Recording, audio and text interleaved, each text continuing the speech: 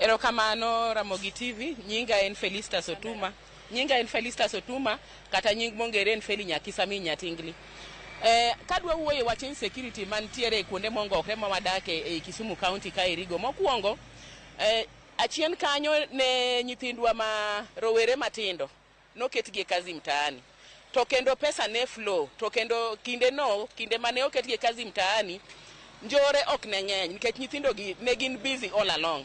To wach mar Kazi Mtaani kano osegole, nyithindo gi nobedo idol, to nyithindo gi iyudo ka moko gin gi families, nyithindo gin gi families, moko gin tiere gidwan mondo gibed gi mahitaji margi mapile ka pile to gionge pesa. Koro nyithindo gi resolve mondo gidhi gikwal nikech onge kama giyude mahitaji margi kaka ginyalo yudo pesa. Sana kuonde mongokrego iyudo ka manyata gi e kindeni. Iyudo ka nyithindo gi sani odonje wach mar mayo ji simu. Gimayo ji simu to gidhi giuso kore ka giyud kaka ginyalo konyre. Ana akwayo county government ma Kisumu.